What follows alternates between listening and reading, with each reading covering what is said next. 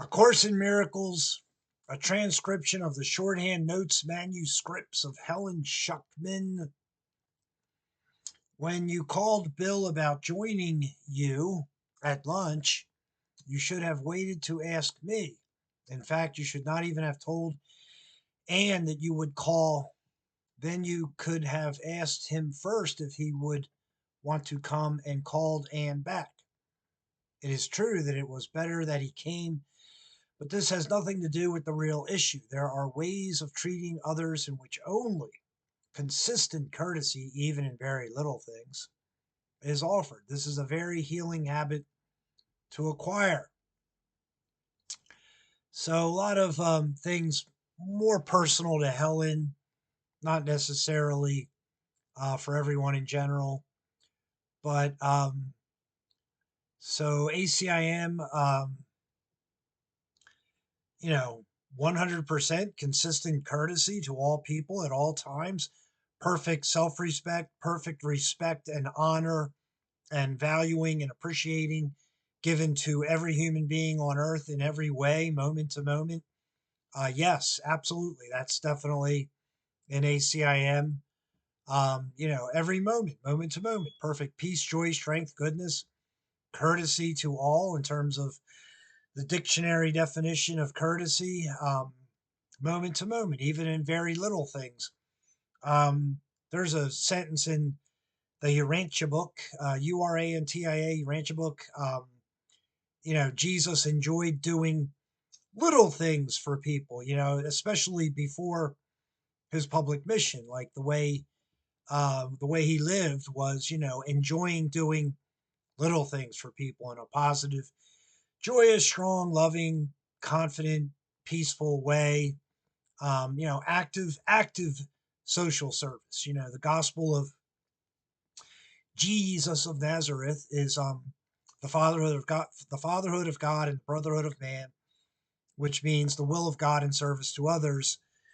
And so then actively seeking to be of service to others is what spirituality is about. So change your habits.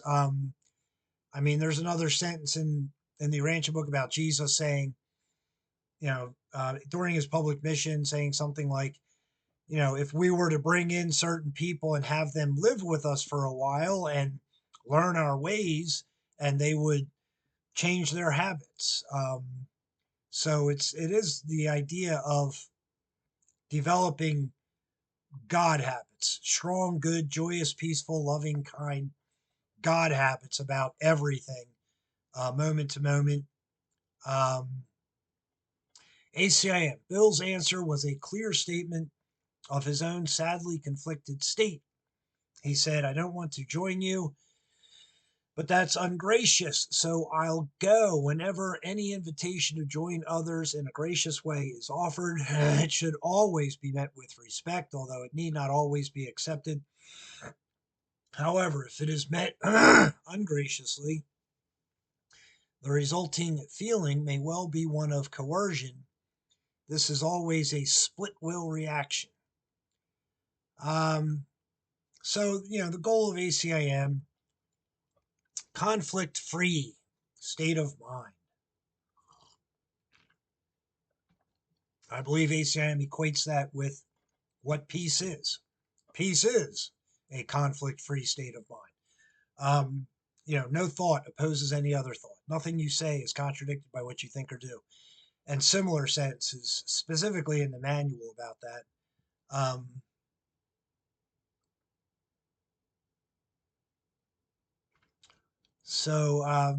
Graciousness, grace is definitely a topic. It's not mentioned a tremendous number of times, but grace is definitely mentioned quite a few times in ACIM about what grace is. Goodness, refinement of character, the ability to observe, no conflicts of thought, grace, strength, beauty, goodness, and about everything, moment to moment. The Urantia book definitely talks about, beauty is about the symmetry of relationships. It's not about physical beauty. There are definitely sentences in the book about that in Urantia book. So everything should always be met with respect, absolute, perfect self-respect, respect for others, honor for others, valuing and appreciating others. Major topics in ACIM. A couple sentences in the Urantia book about what they would say about Jesus of Nazareth. He had developed a superb self-respect. Um, everything that means. I mean, living up to what some in ACIM terms, living up to what someone knows is perfect sinlessness, perfect purity, perfect holiness, perfect blamelessness, perfect innocence, perfect joy, perfect peace, perfect living up to all of that, and living up to that in the sense of a superb self-respect. And if anybody else is doing the exact opposite of what I believe about everything, every physical behavior, there's a truth and there's a falsehood to it. Every spiritual belief. But if somebody's doing the exact opposite of what I believe, that doesn't bother me at all. It doesn't upset me at all. Um, you know, um, I overlook it. um,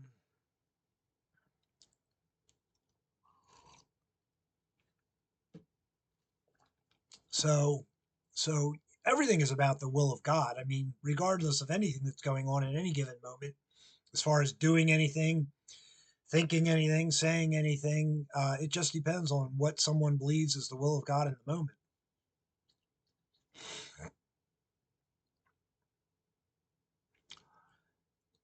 ACIM. Bill did not solve this by acting graciously. The lunch need not have entailed either mental or physical strain for him, and no need to escape should have arisen. This was a regression of the unprofitable kind. It is very hard to get out of the chain of miscreation which can arise out of even the simplest misthought. To borrow one of your own phrases, this kind of human tragedy is far easier to avert than to undo. You must both learn not to let this kind of chain reaction start. You will not be able to control it once it has started, because everything and everyone will be pulled into the misprojection and misinterpreted accordingly. Nothing is lovely to the unloving. This is because they are creating, the word creating is all in capital letters, ugliness. Again, stuff that's more about Helen's relationship with Bill and personal, not necessarily for everybody as far as information. Um, but certainly, another topic in ACIM, there should never be the slightest strain. There should never be the slightest strain, never the slightest moment of uncertainty or doubt. If I have a moment of uncertainty or doubt, let alone remorse, disappointment, sorrow, feelings of deprivation, let alone those stronger negative emotions. But if I even have a moment of strain in any sense, anxiety, doubt, uncertainty, what I really have is a tremendous amount of vengeance, anger, fury in my mind, hatred. That's what's in my mind, and that's what has to be healed.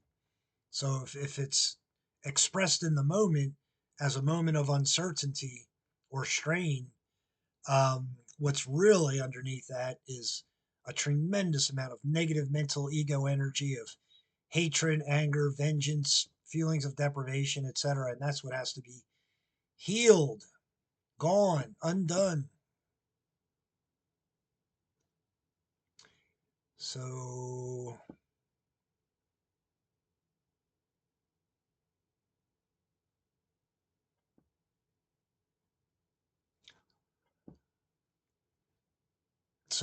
so don't let that type of mental energy even start. So many good sentences in ACM about that. Do not give any credence to an ego belief. Any belief that's not purely joyous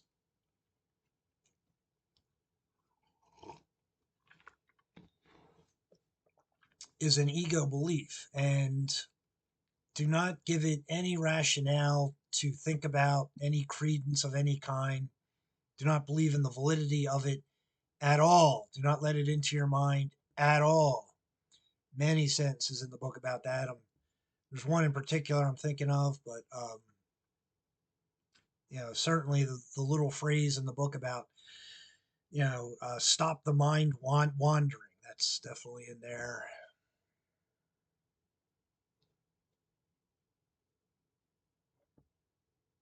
So the average ego person, I mean, they don't know what love is. They don't care, and so their thought patterns are constantly unloving. They're not conscious of it, but that's the case. ACIM, you, Helen, were definitely not acting right mindedly by writing these notes right in front of Jonathan. Note that you wrote Jonathan this time, although previously you referred to him as Louis or Louis, intentionally using his real name. Actually, of course, it does not matter what you call him, but note that you felt free at that time to choose the name you preferred to use. This time you were forced to call him Jonathan because you were attacking him when you took the notes in front of him. And now you are falling back on the magical device of protecting his name. I had been considering calling it Bill rather ambivalently and just got up to do so, but remembered to ask. The answer was to call him at 8:30. It would be better if he called, but he may decide not to. You should try to get through. And if he had decided not to be there, just leave a message that it is not important. This is still a kindly gesture. So, yes, much of this is just simply, I mean, much of it appears to be interdictation. Some of it is apparently not interdictation, simply Helen writing things down. But either way, it's simply for Helen, not necessarily for everyone in general. Um, right-mindedly,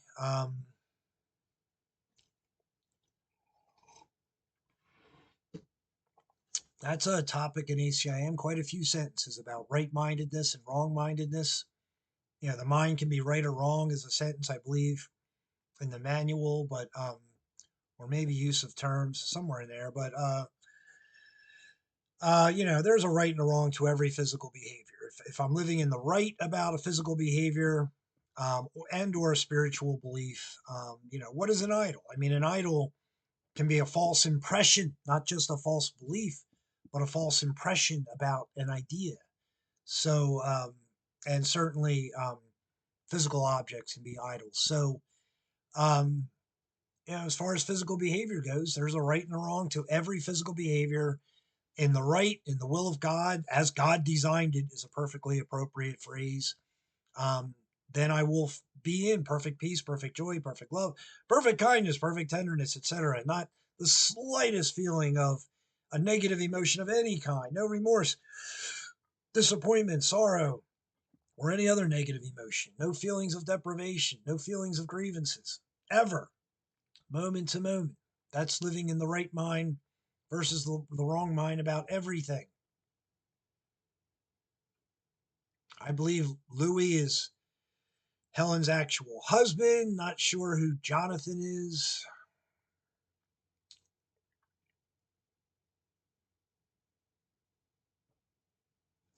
Magical device. The book uses this phrase magic a lot.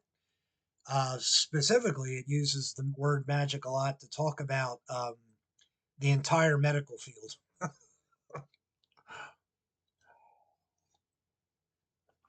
um, People that are just caught up in the medical field and have a fear of death, I believe, is what the book is addressing. However, if you have gonorrhea, take penicillin, otherwise you might die. So the book does say there's a truth to the medical field, but by and large, it talks about the medical field in terms of magic, you know, like the medical field and or the person involved with it is emphasizing the body instead of the mind.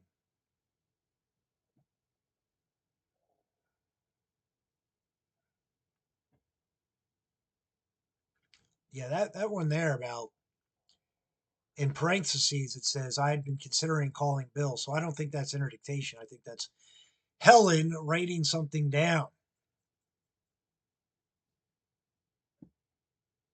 So ACIM. Now consider all the time that we had to waste today and all the notes that could have been devoted to a better purpose.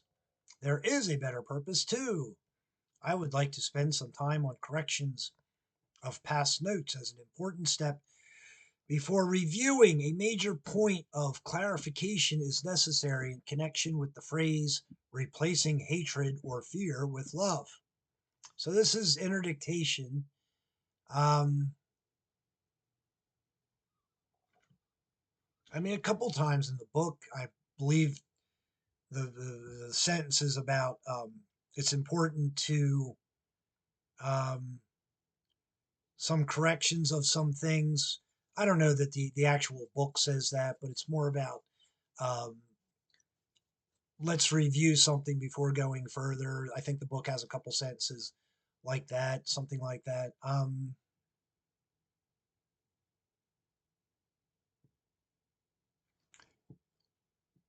I don't I don't know that any of this dictation from the very beginning of these notes of Helen Schuckman, I don't know that there's anything necessary for actual corrections of what's written there.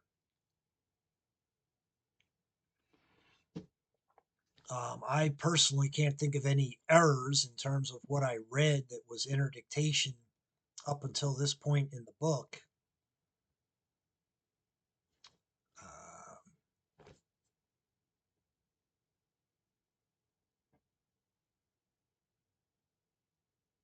Replacing hatred or fear with love. Uh,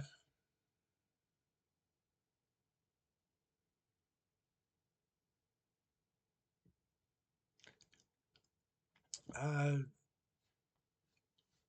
well, I mean, the book is all about it's the undoing of the ego mind. It's not the destruction of the ego mind in the sense that energy, for me, I mean, ACM doesn't exactly say this, but it's certainly a conventional understanding that energy cannot be destroyed. So mental energy is real. We don't see it, but it's real. And the ego, negative mental energy in terms of thoughts, beliefs, has to be undone and restored back to the God mind.